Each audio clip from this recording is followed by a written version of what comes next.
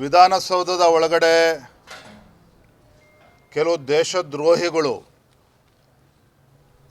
ಪಾಕಿಸ್ತಾನ್ ಜಿಂದಾಬಾದ್ ಎಂಬ ಘೋಷಣೆಯನ್ನು ಕೂಗಿದ ನಂತರ ಭಾರತೀಯ ಜನತಾ ಪಾರ್ಟಿಯ ನಿರಂತರ ಹೋರಾಟದ ಪ್ರತಿಫಲವಾಗಿ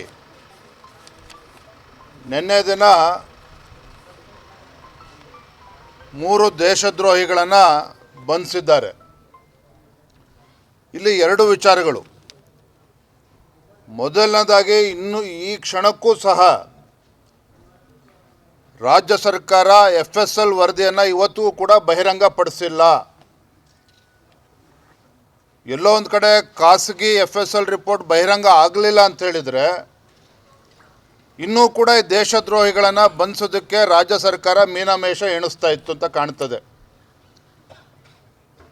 so what is stopping the state government? ಯಾವ ಕಾರಣಗಳಿಂದಾಗಿ ಇವತ್ತು ಕೂಡ ರಾಜ್ಯ ಸರ್ಕಾರ FSL ರಿಪೋರ್ಟನ್ನು ಬಹಿರಂಗಗೊಳಿಸೋದಕ್ಕೆ ಸಾಧ್ಯ ಆಗ್ತಾ ಇಲ್ಲ? ಇದಕ್ಕೆ ನಮಗೆ ಉತ್ತರವನ್ನು ನೀಡಬೇಕು.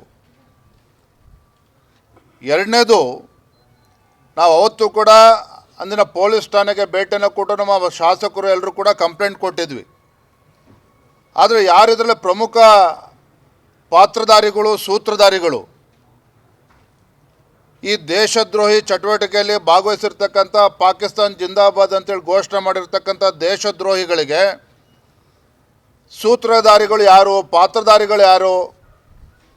ಪ್ರಮುಖರಾಗಿರ್ತಕ್ಕಂಥ ರಾಜ್ಯಸಭಾ ಸದಸ್ಯರಾಗಿ ಆಯ್ಕೆ ಆಗಿರ್ತಕ್ಕಂಥ ನಾಸಿರ್ ಹುಸೇನ್ ಅವರ ಹೆಸರನ್ನೇ ಇವತ್ತು ಪೊಲೀಸರು ಕೈ ಬಿಟ್ಟಿರ್ತಕ್ಕಂಥದ್ದು ಮೇಲ್ನೋಟಕ್ಕೆ ಕಾಣ್ತಾ ಇದೆ.